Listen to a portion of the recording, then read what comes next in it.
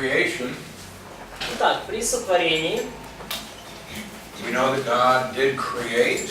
мы знаем, что Бог создал все. He created out of nothing. И создал все из ничего. Created the universe. Создал Вселенную. Now, we have the statement in verse 2 that the earth was unformed and unfilled. И у нас есть утверждение во 2 стихе, что земля была безвидной, то есть бесформенной и пуста. Whether this condition was a matter of judgment, Было ли это состояние результатом суда? that's a matter of speculation. Все это пока просто предмет догадок. But there are some who have speculated, well, it's possible that there was a pre-Adamic creation. Но есть люди, которые строят догадки, что было некое творение еще до Эдемского сада. And that's perhaps when the dinosaurs lived. И это, скорее всего, именно тогда жили динозавры. Unlikely, but that's one theory. Навряд ли такое было на самом деле, но есть такая теория. There have been other attempts to try to reconcile the teaching of science that the earth is very old with what the Bible says. И были другие попытки, скажем так, примирить учение Библии с научным учением, учение науки, что Земля очень старая. So we have this beginning in verse 3, we have a sequence of days. И мы видим, начиная с стиха 3, последовательность дней. So the question is, what does the word day mean as it's used in this context? В том, что означает слово «день», так, как оно в этом контексте используется. Well, there are basically 4 different views. И есть, по сути, 4 различных взгляда, то, что значит день. Now the first is an attempt to reconcile science with the Bible. И первый взгляд — это попытка примирить, опять же, науку с Библией. And these are called days of revelation. И это называют так называемые дни откровений. And so they said these are the days. It took 7 days for God to reveal this account to Moses. И они говорят, что понадобилось 7 дней Богу, чтобы открыть это повествование Моисею. But it doesn't really have anything to do with the time of creation. Но это никакого отношения не имеет к времени сотворения. So on one day God revealed to Moses that he was going to create the light. То есть в один день Бог открыл Моисею, что он сотворил свет. And then on the second day, the next day, he revealed to Moses that he had created the firmament. И на второй день Бог открыл Моисею, что он сотворил твердь, свод небес. Then on the next day, he revealed to Moses that he had created the dry land. И на третий день он открыл, Бог открыл So Моисею, they're что он saying, well, this сотворил is свет. just God revealing to Moses on different days. И люди говорят, что это то, что Бог открывал Моисею в разные дни.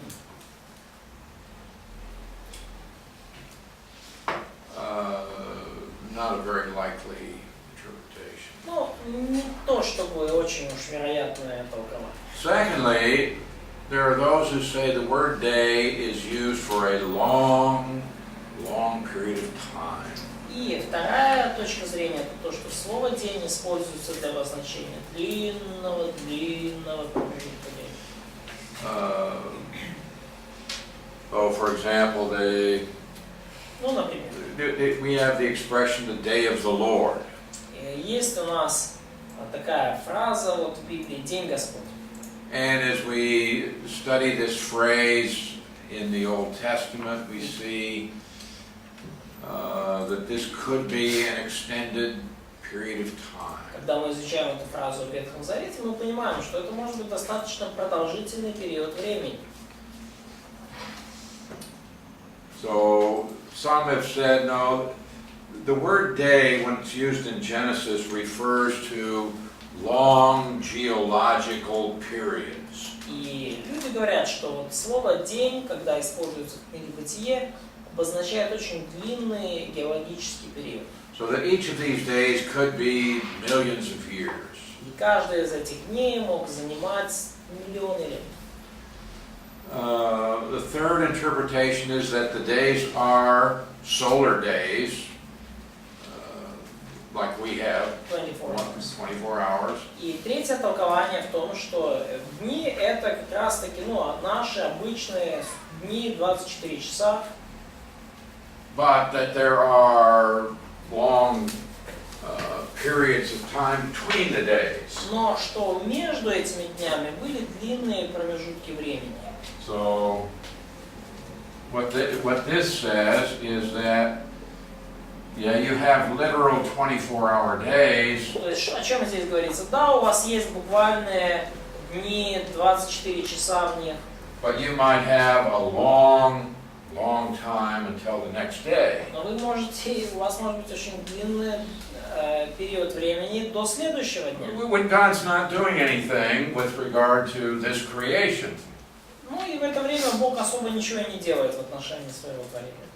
So it'd be like saying, okay, I started a project. Например, да, я начал какой-то проект. The first day I worked on it, I did this. Первый день я над ним работал, вот это сделал. But then I didn't work on it for a month. Ну, потом я на месяц его забросил, и, в общем-то, не And then I came back, and the second day that I worked on it, I did this. И потом я снова к нему вернулся, и вот второй день моей And I didn't работы work on it над for a проектом, year. и я вот что-то сделал. Потом я на год забыл о But on проекте. the third day, Но потом наступил третий день моей работы над проектом. okay, so in this way they say, no, we can have long periods of time and still reconcile Genesis with science. Ну и вот сторонники такого взгляда говорят, да, у нас могут быть вот такие длинные промежутки времени между днями, и таким образом мы можем примирить Библию с научными данными. All right, and the fourth way of interpreting the Genesis account is that these are literal solar days in sequence. Ну и четвертое возможное толкование, что это 6 буквальных 24-часовых дня последовательности. No gaps between the days. Без всяких промежутков между этими днями. Now this view is supported by the phrase evening and morning with each day. И эта точка зрения подкрепляется фразами, да, и было вечер, и было утро, день такой-то, и так на каждый день. And that's used with each of the days. И это сказано про каждый день. The other factor that is very strong in saying these are literal 24-hour days without a gap. Другой аргумент очень сильный, почему это должны быть именно буквально 24 дня без промежутков. Is also the fact that the days are numbered. Это тот факт, что дни пронумерованы.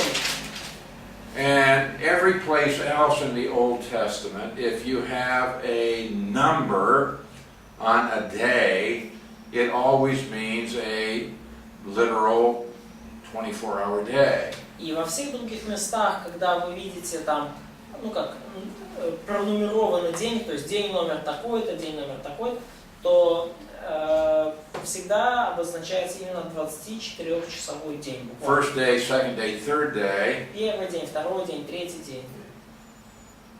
So that if there's a number, it always means a literal 24-hour То day. есть, если стоит какое-то числительное, обозначающее номер дня, то это всегда буквально 24-часовой день.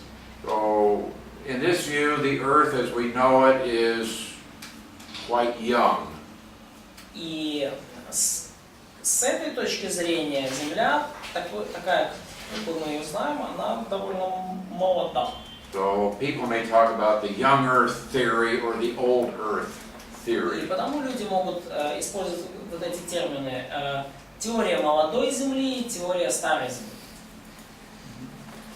So those who hold to this literal 24-hour day in Genesis 1 would say the earth is young. И те, кто придерживаются буквального толкования насчет 24-часовых дней, в Бытие 1, они говорят, Земля молода. Only thousands of years old. Земле там несколько тысяч Okay? Maybe 8 or 10,000 years old. может быть 8-10 тысяч.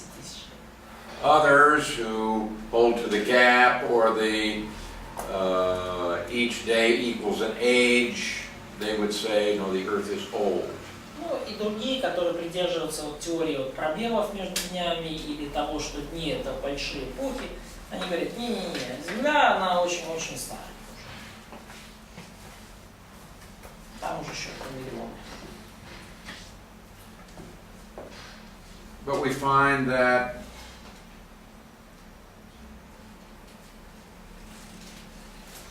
God created in 7 days. That is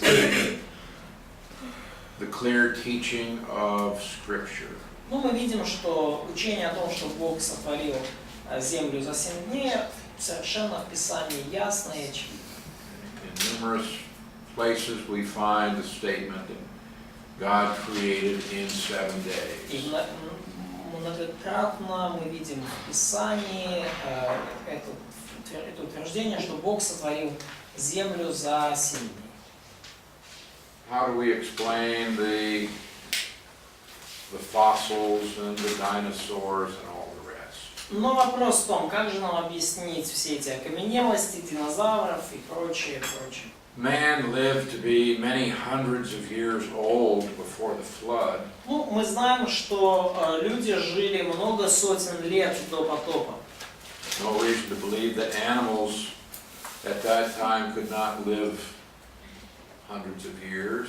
И нет никаких причин сомневаться в том, что и животные в это время могли жить куда дольше, сотни лет. And we know that there are some animals that continue to grow throughout their lifespan. И мы знаем, что есть некоторые животные, которые продолжают расти в течение всей своей жизни. Now, many animals do not. They reach their full growth in a year or 5 years. Некоторые животные, они не растут, то есть они своего, скажем так, максимального размера достигают за год, за 3-5 лет.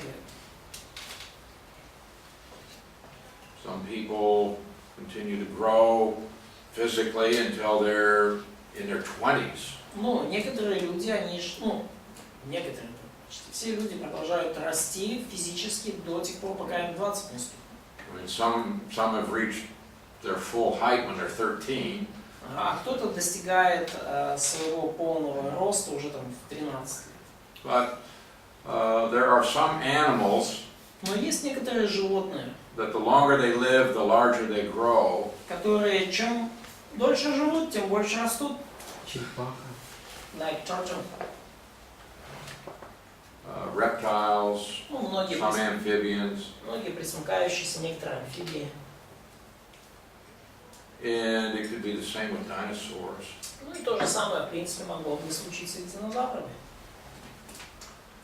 Also, there are evidences that man was alive on the earth at the same time as dinosaurs. И также есть свидетельство того, что люди жили на Земле, в то же самое время, когда там были динозавры. Why not? Почему бы и нет?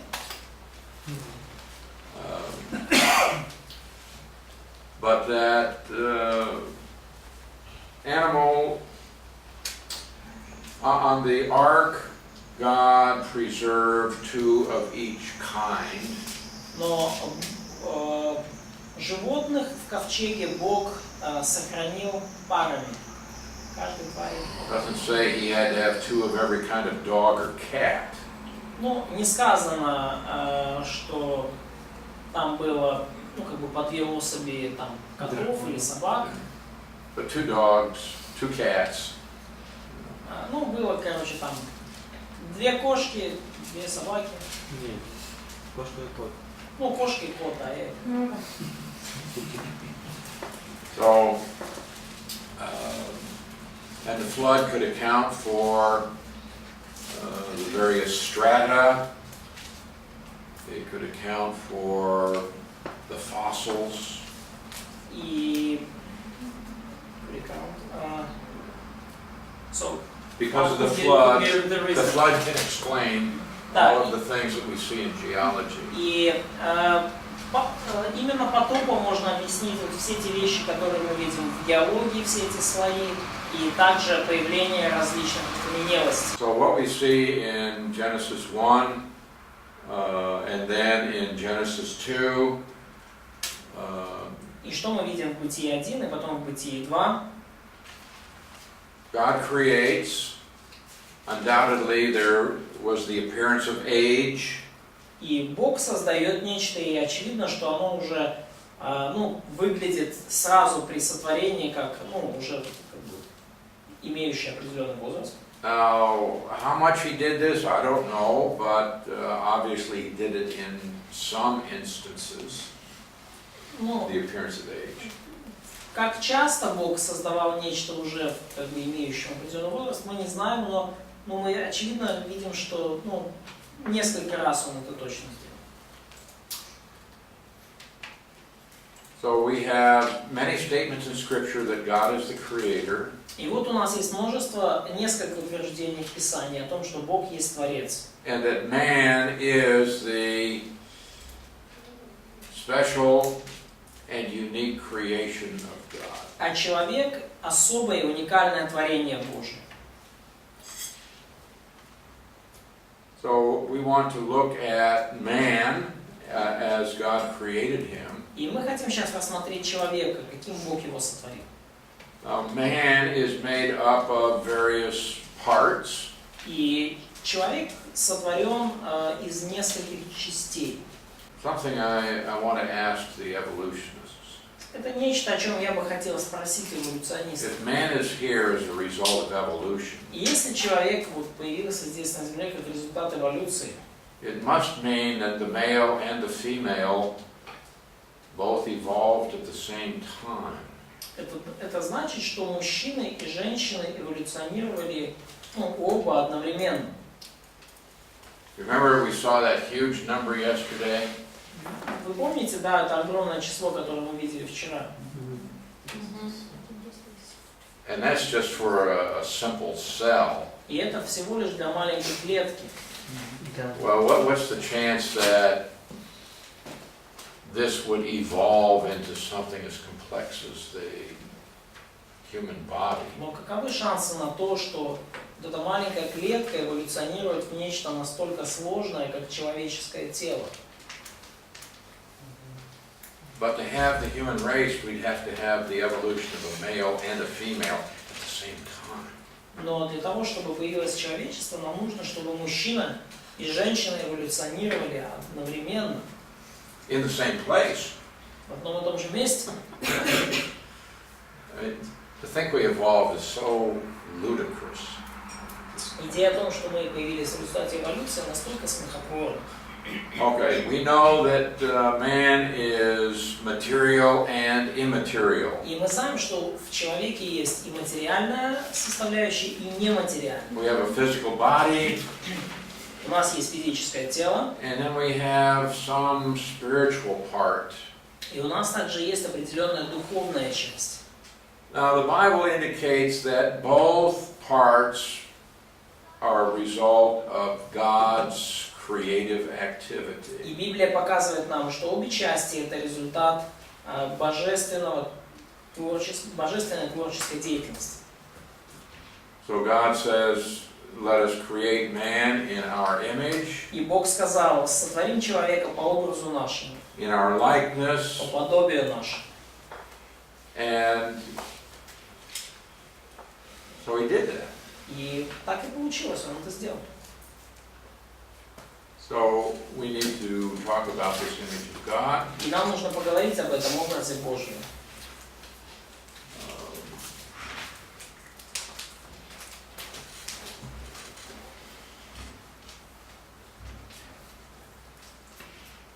So what is it that makes us in the image of God? Итак, что делает нас,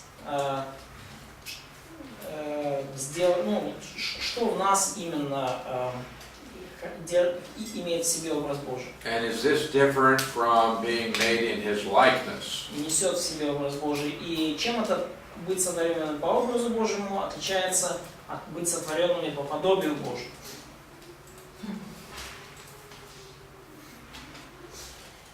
Okay, so in Genesis 1:27 it says God created man in His own image. Итак, в Бытии 1:27 сказано, что Бог сотворил человека по образу своему.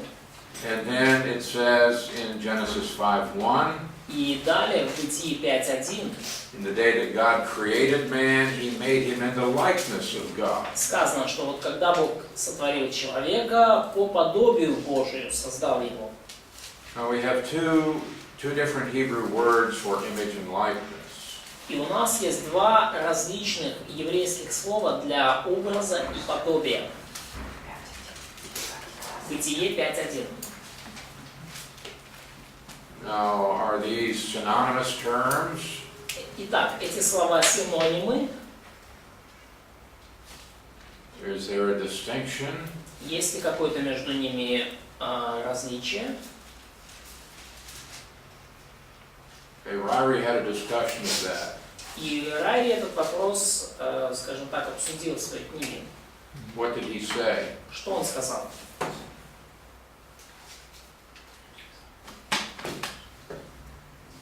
Это вопрос. Что сказал Райри насчет образа и подобия? Мені здається, вважаю, що вони досить схожі. His point is that these terms are kind of similar. Вони однакові, але схожі. Maybe not absolutely the same, but really similar, like more like synonymous.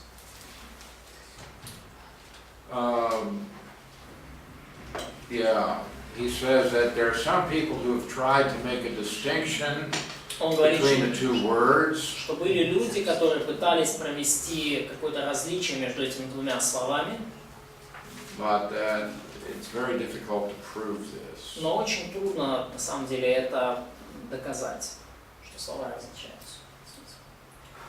So in the image and in the likeness, he's saying that in some way man is a reflection of the Creator. И говоря об образе и подобии, Райри говорит, что человек в каком-то смысле отражение Творца. Now some have tried to say, well, image is talking about physical and likeness is talking about spiritual. Ну, некоторые пытались сказать, вот образ это больше как о физическом подобии, а подобие это более как о духовном, духовном сходстве. But we cannot validate this biblically. Но библейски никак это подтвердить нереально.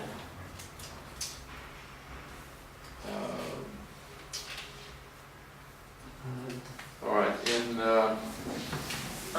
Бытие 1:26 тоже стоит два слова вместе, так они одинаковые? In Genesis 1:26 it's also two words together. yes, we have them together. Да. In His image and in His likeness. Они то вместе, то по отдельности. Вот в чем. There is another Latin expression. Есть еще одно латинское выражение. Imago Dei. Imago Dei. Okay, you may find this in your reading Вы это слово можете найти в вашем задании по чтению. Имагодею. Image of God. Образ Божий. Это тоже латина? So if you come across this Latin expression, you'll know what it is. Если вы как-то наткнетесь на подобное латинское выражение, не пугайтесь, лучше вам услышать. All right, now, this image of God. И вот этот образ Божий. The fact that man is created in the image of God makes him unique. Тот факт, что человек сотворен по образу Божию, делает его уникальным. Nothing else is created in the image of God except man. И ничто другое не создано по образу Божию, кроме человека. Not animals, not angels. Ни животные, ни ангелы. There is no created being except man who is in the image of God. И нет другого сотворенного существа, которое было бы создано по образу Божию. And this is true even for unsaved man. И это верно даже по отношению к неверующему человеку. Fallen man Даже к падшему человеку это относится. is still in the image of God. Падший человек также сотворен по образу Божию.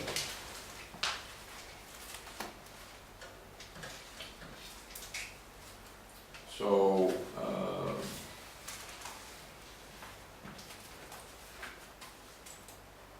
we should look at that expression.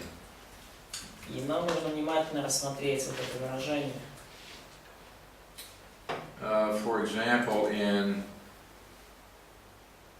Genesis 9:6, Например, в Бытии 9:6. whoever sheds man's blood, by man his blood shall be shed, for in the image of God he made man. Кто прольет кровь человеческую, того кровь прольется рукою человека, ибо человек создан по образу Божию. So murder is wrong И убийство, because you are killing that which was made in the image of God. убийство греховно, потому что вы убиваете нечто, сотворенное по образу Божию.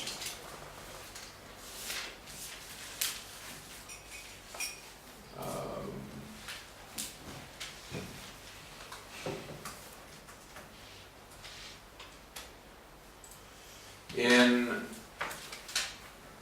1 Corinthians 11:7, 1 Коринфянам 11:7 and we see the idea that in creation man was in the image of God. мы видим, что при сотворении человек был образом Божьим. And the statement here again indicates that man continues to retain that image of God. И утверждение здесь в том, что человек продолжает оставаться, продолжает нести в себе Божий образ.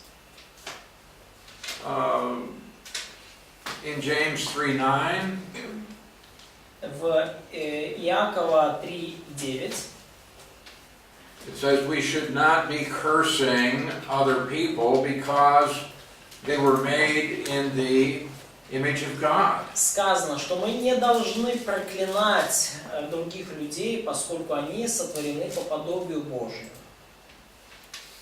Here is a likeness. Huh? It's likeness here. Likeness. Иакова 3:9. So there are those who say, well, the image of God was marred or ruined in the fall, but it wasn't eliminated. Ну, и есть люди, которые говорят, что да, образ Божий был сильно разрушен во время грехопадения, но он не был полностью удален из человека. So even the unbeliever И даже неверующий человек is in the image of God. несет в себе Божий образ. So what is this image? И что же это за образ?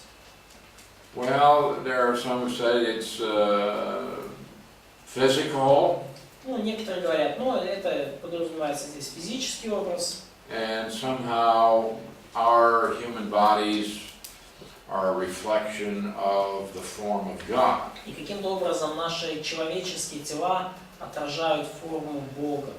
Others have said it's man's capacity for moral and spiritual activity. Некоторые говорят, что это речь идет о способности человека к моральной и какой-то духовной активности. And that even sinful man retains those abilities. И даже неверующий человек сохраняет эти способности к таким вещам. So that in some way the abilities may have been corrupted by the fall, but they were not erased. И в каком-то смысле эта способность была повреждена и вследствие грехопадения, но не была полностью удалена из человека.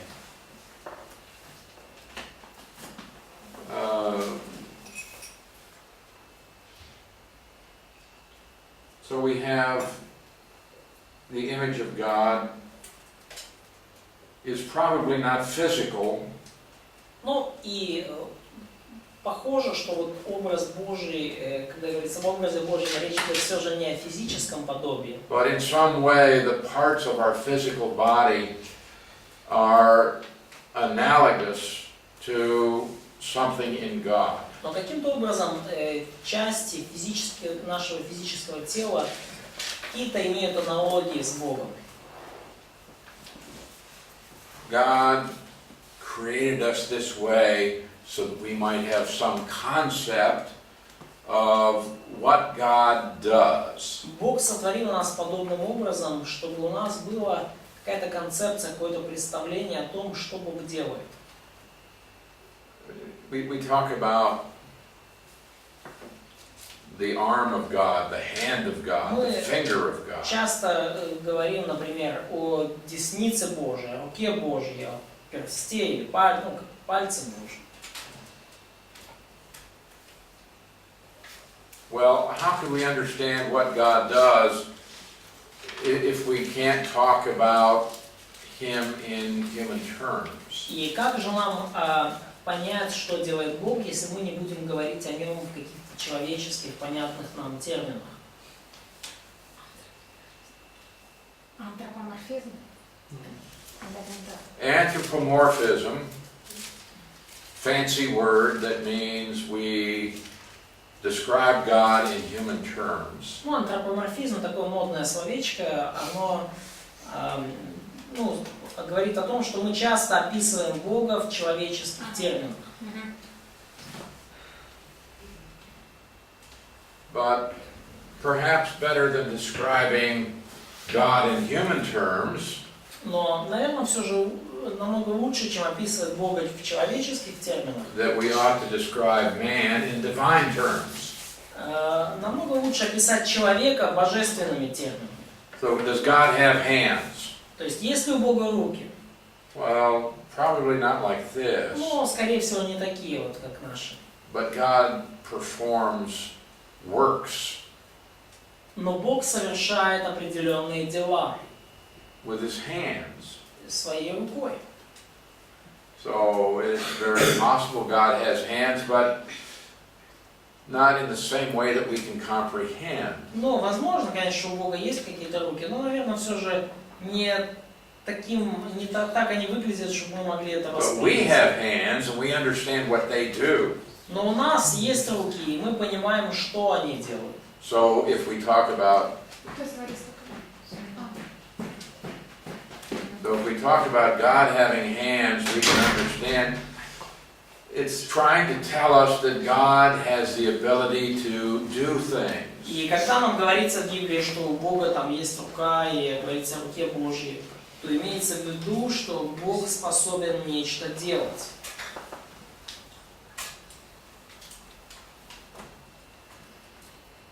Man has various body parts and they have different functions. И у человека есть различные части тела, у которых различные функции. And it's probably good to view the immaterial part of man in the same way. И, наверное, это Наверное, хорошо было бы рассматривать и нематериальную часть человека подобным образом. What are the immaterial parts of man? А какие вот есть нематериальные компоненты в человеке? Дух, душа. Spirit, soul, Spirit, soul, Воля, совесть, volition, Это же conscience, душа все сочетается. intellect, Эмоции. emotions, думки. thoughts, feelings. Это все душой состоит. Два основных Способность человека. говорить, Basically, it's soul. коммуницировать. Ability to communicate, Выражать свои мысли. ability to put your thoughts in words. okay, so we have soul, spirit, Итак, есть душа, дух, heart, сердце, mind, разум, Печень. kidneys, почки. почки, да. Why do you shake your head? Это же физическое. Почему вы трясете головой? It's physical. Huh? It's physical. So's your heart. Але, Почки. So's your heart. але, Так, и сердце, что это тоже это, как бы физическое, да?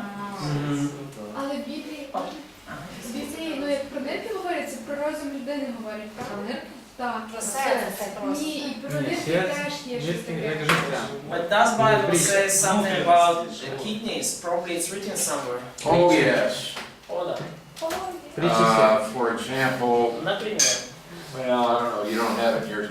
In Psalm 7:9, your Psalm 7:10 in your text. Псалом 7, 10 стих. God tests the hearts and the kidneys. Да, то есть Бог, ибо ты испытуешь сердца и утробы, праведный Боже.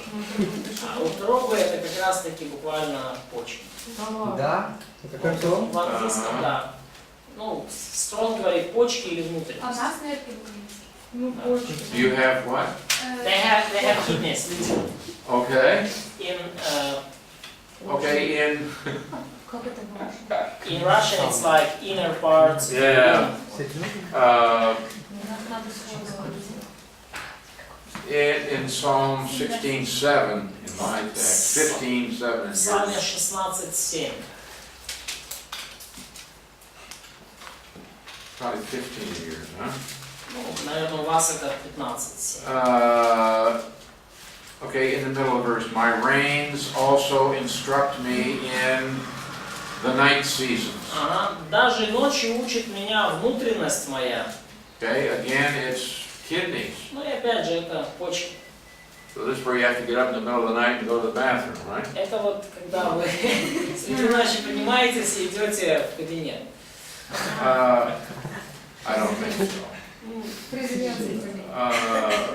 Okay, I'm looking at your text and it used.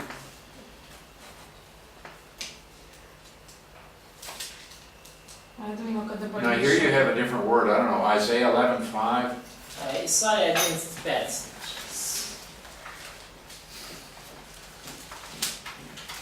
Это не то, что это буквально, да? Oh, The girdle of his reins.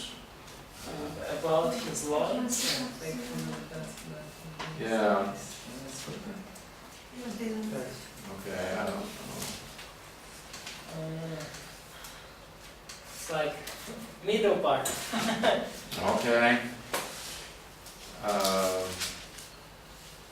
In Jeremiah 12:2, in your text, it's translated heart. Иеремия 12:2. Ну, в русском тексте там переведено как Jeremiah 12:2. 12:2. Uh-huh. I don't see it. Ni dalek po serca ich. Jeremiah, I'm sorry. Иеремия, да. В устах их ты близок, но далек от сердца их.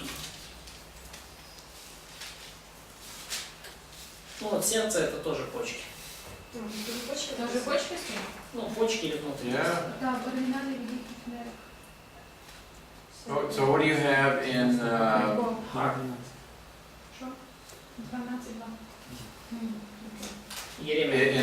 Lamentation 3:13? Так, и плач Иеремии 3:13, 3:13.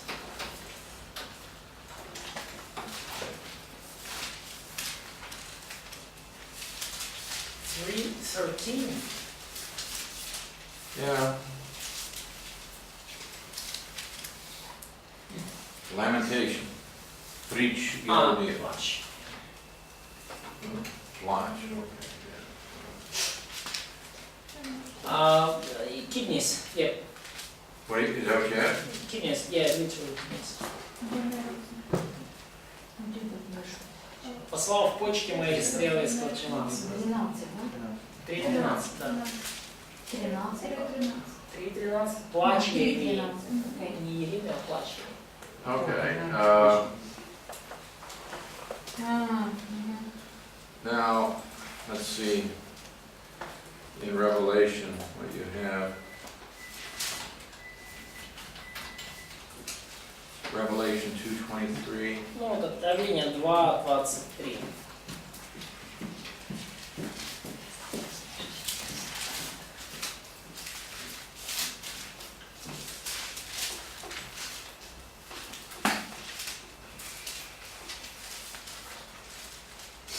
Я есть испытующий сердца и внутренности.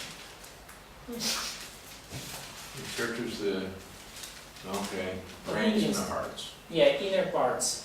Yeah, okay. Now, so sometimes we have the word heart, but it's not talking about the blood pump. Но и часто мы встречаем в Библии слово сердце, но оно не говорит буквально о вот этом вот насосе, который гоняет кровь, да? I think in only 2 verses in the whole Bible is it talking about the blood pump. Ну, я, наверное, только 2 стиха в Библии, говоря о сердце, имеют в виду именно буквально, ну, скажем так, буквальный орган физически. In every other place it's used metaphorically. И во всех других местах слово сердце используется метафорически. Source of life, innermost being. И источник жизни, вот этот внутренний человек, внутренняя сущность человека. Or what is it? Proverbs 3:6.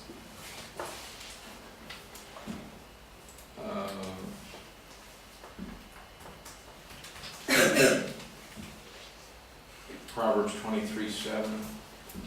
Притчи 23:7. Потому что каковы мысли в душе его, таков и он. Ешь ты, говорит он тебе, сердце его не с тобою. Now you have in his soul, you know, Yeah, we have heart. Yeah. okay.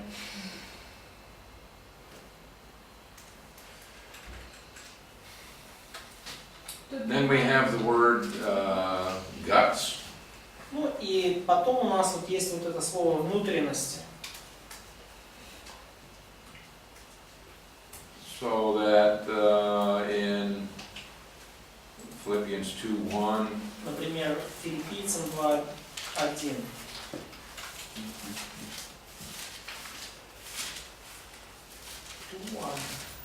2:1, yeah. If there are any bowels and mercies. Если есть такое милосердие и сострадательность.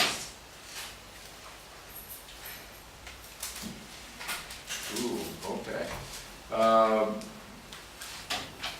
Or in Philippians 1:8. Или Филиппийцам 1:8. Oh, you'll never see this one. Ну, вы вот это вот уже, может быть, так не Here you've got it translated love. То есть у вас просто переведено «люблю вас всех любовью Иисуса Христа». But it's the word for guts. Ну, Сердечный. ну да, сердечное, но буквально переведено «люблю как всеми внутренностями, всем естеством».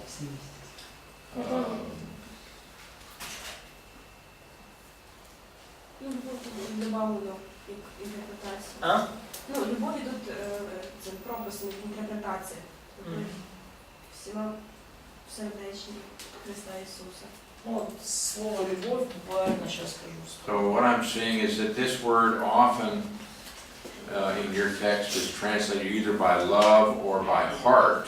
И вот это слово, да, которое буквально значит внутренность, в вашем синодальном тексте обычно переводится как любовь или сердце. But it's talking about the entrails. Но говорится именно о внутренностях ваших, о внутренних. But it's not talking about these literally, it's talking about some inner facet of man's immaterial being. Но говорится, конечно, не о буквальных физических ваших внутренностях, а вот об этом внутренней части, внутренней грани человеческого существа.